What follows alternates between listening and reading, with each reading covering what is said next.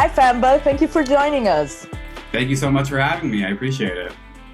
So Famba is an up-and-coming talent from Halifax. He now lives in Toronto, Canada. His songs have amassed millions of streams, and we want to know more about his music production. So Famba, you started releasing music back in 2015. Did you have a formal education in music production? How did you learn to produce music? I didn't actually. When I was younger, I played guitar. I've self-taught myself with everything I've done,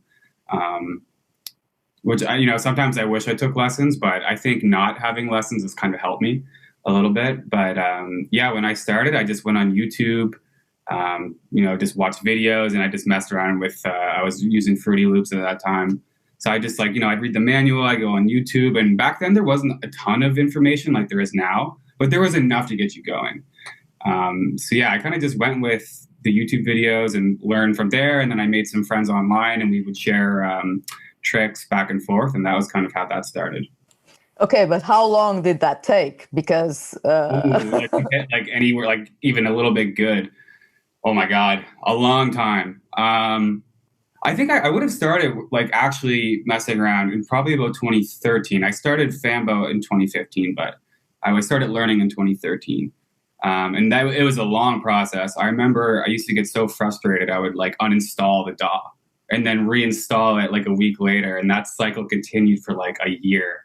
And then I started taking it really seriously. And then I learned a lot within a year or two in that window. But yeah, 2 or 3 years before I made something that I could show someone and it wasn't the worst thing ever. Yeah, that's a long time, but yeah, it makes sense if you're learning by yourself. Yeah. So yeah. even so, what was the hardest thing to learn? I think a lot of beginners struggle with song composition and arranging and becoming a composer rather than a producer. I quickly turned into wanting to make songs and making songs with vocals. So the biggest hurdle for me was learning how to structure a song and what's a verse and what's a pre-chorus and a chorus and all these different things. I think a lot of beginners are good at making a minute-long thing where you have a build-up and a drop. But when you get into the realm of making songs, that doesn't work. True, sorry. That's true. That's really true. So, and creative-wise, what's your creative process like? Do you start by bits? Do you start by melodies? Do you start by vocals? Can it start anywhere? What gets you going when doing a song? Where do you begin? I always sit at the piano. Always sit at the piano and play with some synths. I have some synths here that I play with a lot too. Usually I'll just play some chords down, and if I'm doing a songwriting session, start humming melodies and singing whatever comes out. I'm not a singer, but I do write songs, and other people will sing them that can sing. That's so funny because many producers do that. They actually sing to their phones and record stuff, yeah. And then they pass it on to someone else. Now do it properly. Exactly. Yeah. I mean, man, you would not want to hear me sing. It's not good, and I realized that very early on. But yeah, no, usually start with the piano and I'll play some chords down, and then I'll start adding some drums. And then from there, that's usually when I'll start writing the song, writing the lyrics and the melodies. And if there's no lyrics, I'm just making a proper dance track, then that's a different story. If I'm making a more house song, like tech house or something, I'll usually start with drums. And then I'll add a bass line, and then there you go. There's your song. And then you just build off of that. Okay. Two very different worlds and two different approaches for each kind of genre. Exactly. That's what I was going to say. It's really the different way to approach it, depending on what you're doing. But you said something that I found it funny. You write the lyrics to your songs? Yeah. Okay, cool. And then you give them to someone else to sing?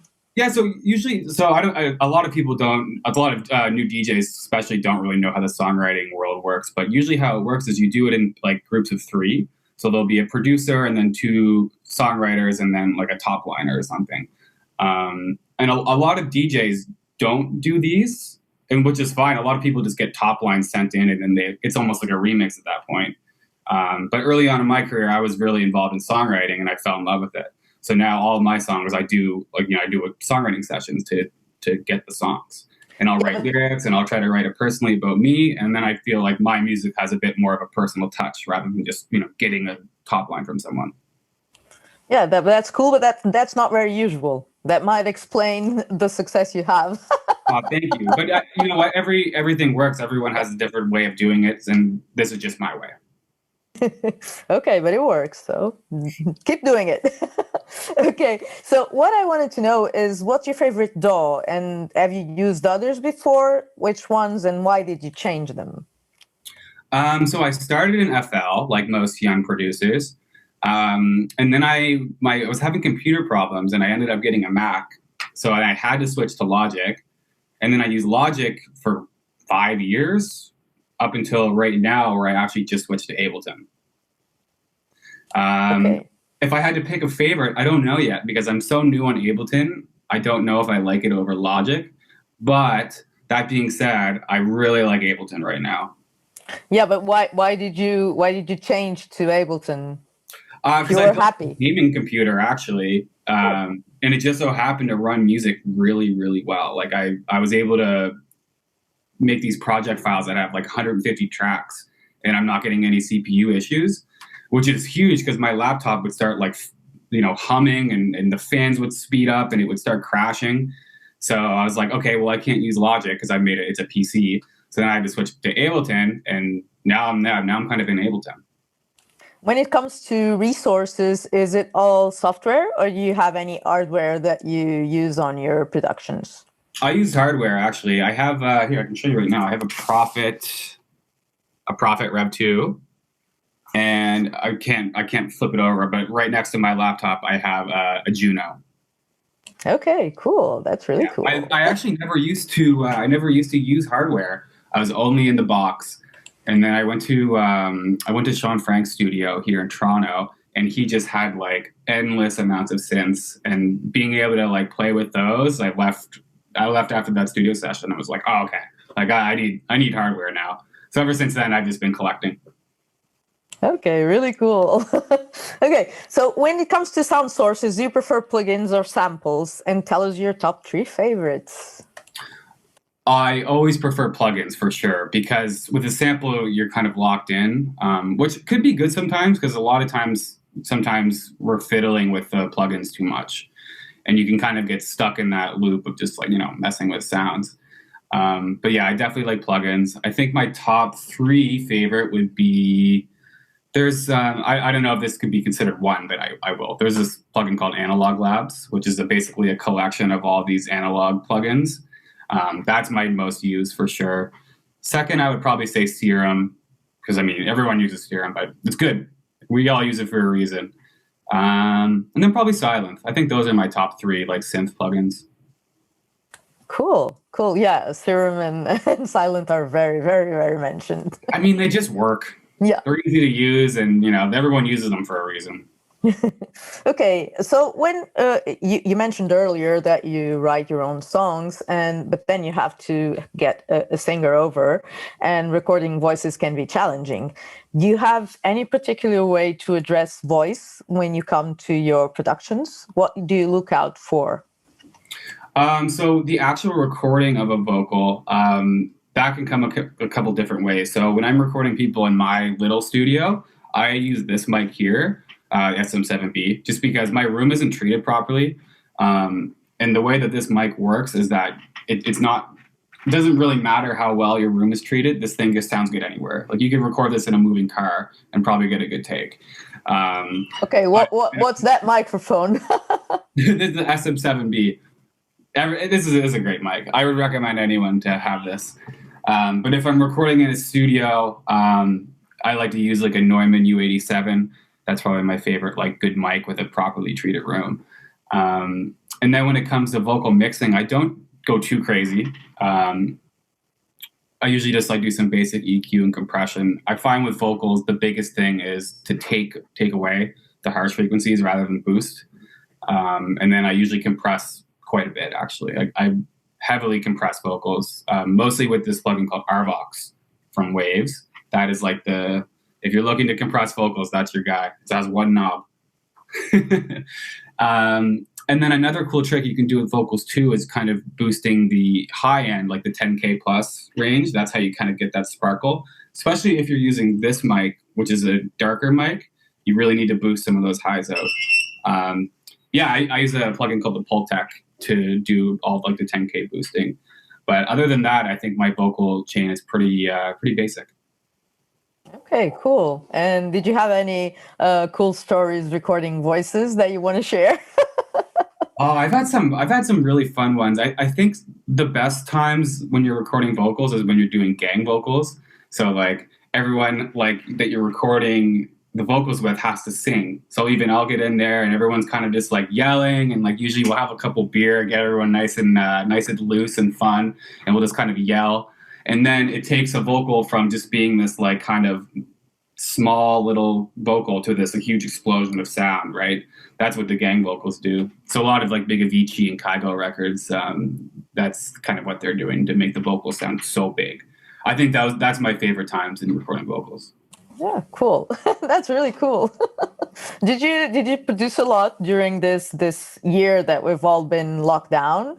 How did you manage your time during this? I did a lot, yeah, a lot at first. I thought it was so good. I was like, oh my God, I'm not touring. I can just sit at home and make music all the time. A producer's dream. Yeah, no, it was great. And then I started getting a little burnt out for sure. I still feel a little burnt out. And then I started not loving Zoom sessions just because they're kind of annoying. I think I just miss doing real life sessions because they're so much more fun. And like I said, the majority of my work is done with songwriting, and then I'll produce after. But as far as production goes, yeah, I still love producing, and I produce a bunch in my home studio. But when it comes to songwriting sessions, yeah, I'm definitely missing the in-person stuff. Yeah, that makes sense. So it has been a hard year for everyone. So coming to your music, you have several collaborations. One of them, Vibe with Emily Bonanon, is closing in on 28 million streams on Spotify alone. Yeah, it's crazy. Crazy. How do you find the artists with which you want to collaborate? It changes. Sometimes it happens like organically where I'll just be, I mean, with Vibe, I was just friends with Frank Pierce. We were just friends on Facebook, and we would always talk. And then that's how we ended up working on that song together. But most of my collaborations are with my friends. But as of recently, we've been reaching out for like collaborations with some bigger artists. So that's a bit more of a process. We got a really, really great artist on my next single that's coming out, so stay tuned. But yeah, so that process is definitely a bit better than like just reaching out to your friends, because you got to go through like all the managers and the labels and all that. But yeah, usually just with friends. Yeah, because what most people don't know is that collaborations are strategic. Like you want to collaborate with artists that are as big as you or bigger, so you can tap into each other's audiences. Exactly. Yeah, and you're looking to try to cross your fan bases, or like maybe this fan base doesn't have what yours have, so you can kind of combine, and then even they benefit from my fan base that might be different, Yeah. And that's why it's also great to try to collaborate with people outside of your country or continent, because you're hitting a totally different market. Exactly. That's great. But what people don't normally know is that these collaborations can take time, and getting everyone on board and getting them to really work takes time. Yeah, and I think a lot of newer people won't understand this either. But like usually when we're reaching out to people, we're reaching out to multiple people, and gauging interest from a bunch of people, and then someone will cut the record, and then they'll drop out because they have another single coming out, and it can be a total mess sometimes. It's not as easy as like hitting someone up in the DMs and being like, "Hey, do you want to sing my song?" I wish it was. If only. Okay, so when we listen to your songs, there are clear influences in your music. Some recall Kygo, others Major Lazer. If you could define your musical influences, what would they be, or who would they be?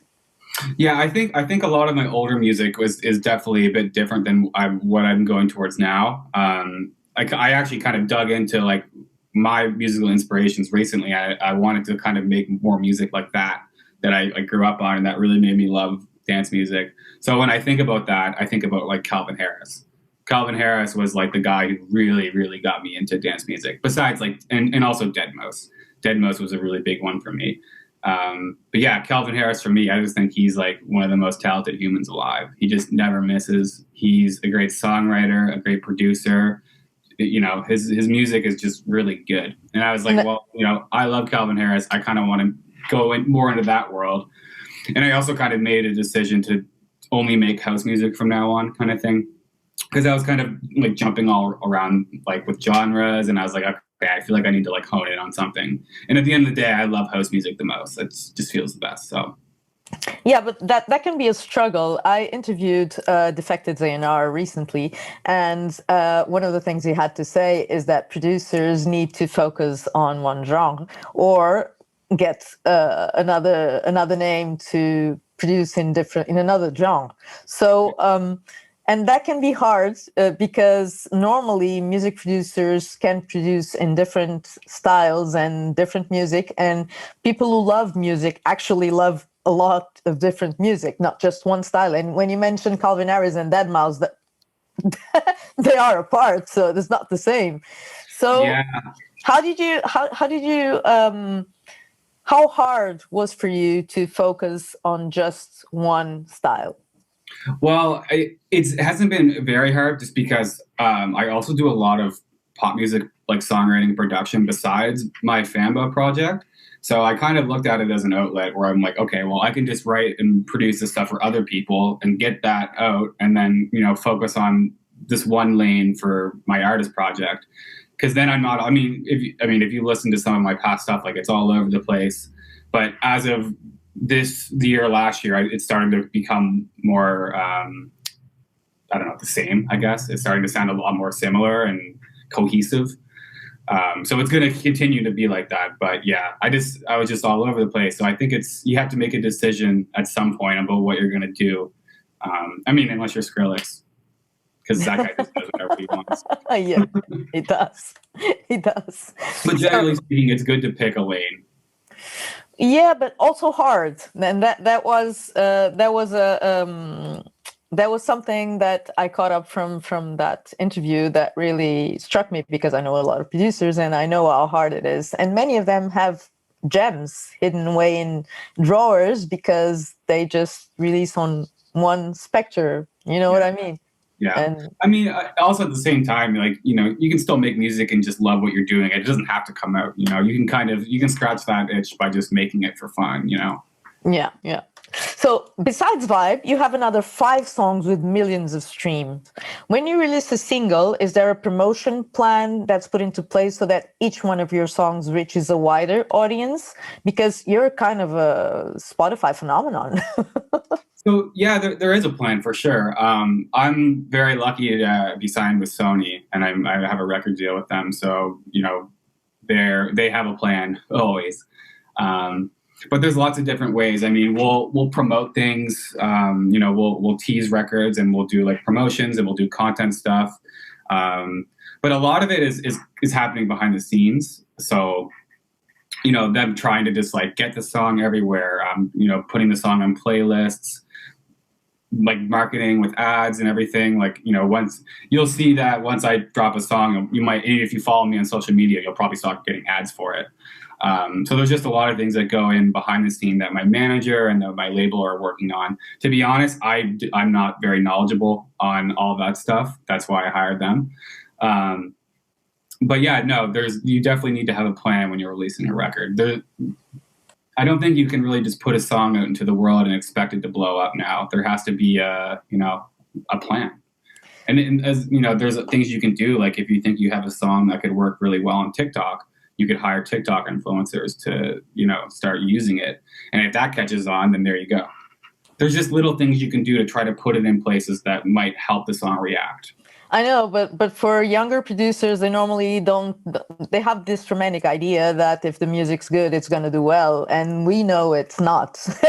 No, I mean, there's a rare case and where you might get lucky, but it's like a 0.1% chance that happens. Think of all the music that gets released daily, and there's plenty of great music out there, but without a proper plan, it will just collect dust. Exactly, but that's the point, you know. Many young producers are still very romantic about the prospect of not needing a promo plan or any type of strategy to try to promote their music, and then we see that 40,000 new songs come out on Spotify each week. So how are you going to get heard throughout all the noise? And if you can not rely only on social media, because as you know, social media algorithms will only show a part of your followers what you actually post. So you need a plan. Yeah, absolutely. I mean, this would have been a different story if this was the beginning of SoundCloud, like in 2012, when you could actually just put a song on SoundCloud and it would blow up. But that is over. Which is actually very unfortunate, because I do miss those days where you just find some new guy just blow up on SoundCloud and then there he is touring the world. We all do. But it's funny that you mentioned TikTok, because TikTok is the only place where that can still happen, because the algorithm shows everything to everyone, and it's like Facebook before 2016. Yeah, I would recommend any new producer DJ to use TikTok. I don't use it as much as I should, and I'm going to, but I've already gotten to a point where I don't need it, but I should use it. But I don't. But if you really want to, get your music out there, TikTok is by far the best way to do it right now. Yeah, and actually, what people don't know, I'm a big fan of TikTok, although I'm not in the demographic. I love watching it. Me too. I love it. It's my fun moment. But what I've been noticing when following DJs and producers is that you don't need to make choreographies to be pertinent on TikTok. You can do other stuff, and you can get influencers or friends to do TikToks with your music and still, have a presence on that platform. Yeah, and a lot of things that I've seen that are really popping up on TikTok are make producer tutorials. Like, if you're a great producer, show people what you're doing, or even just show what your track looks like, or even just you jamming on your keys or something, or making a beat. People find that very interesting. Not just people that are producers, but people who like music like to know how it's made. So it's a really good angle to get people to get to know you a little better and to get to know your music a little better. Yeah, exactly. There are so many things you can do. It kind of remembers of YouTube in the beginning, when you didn't have a bazillion videos to browse through when you want to find something. And there's a lot of educational content in there, even if you have to squeeze it into 30 seconds or 1 minute long. It has a lot of good content. Yeah. So I wanted to finish this interview by asking you which would be your advices for new producers and younger producers and people that are starting out, and actually that are starting out in a crazy time like the one we're still living. I think the biggest advice, whenever anyone asks me this, I always just say the most important thing you can do is love what you're doing and really have fun with it, because if you're not having fun making music, then it's not going to work. It has to feel inspired, and you have to really love what you're doing in order for the music to reflect. I think, and the most important thing is to really just have fun with it. And then once you have fun and once you love what you're doing, the music will get better and better. Because if you want to wake up every day and start hitting your keyboard and go on to FL Studio, and that's all you're thinking about, then the music's going to be great. Don't worry about all the little technical stuff. That's not important. I think the most important thing, also another important thing as a producer, is just to learn how to make a song. Get out of that loop, explore some options, learn make a song, make a verse or a pre-chorus or a build up and a drop and then a break. Don't get so stuck in a loop. But the most important thing is just to have fun. Because I remember when I started, as soon as I started having fun with it and stopped caring about everything, because I was so hard on myself at first, that's when it turned for me. And that's when I started getting good, is when I just had fun with it. I think that's some great advice. Thank you so much for having us. It was great talking to you, and we look forward to hear your new music soon. Oh, thank you so much, and thank you for having me.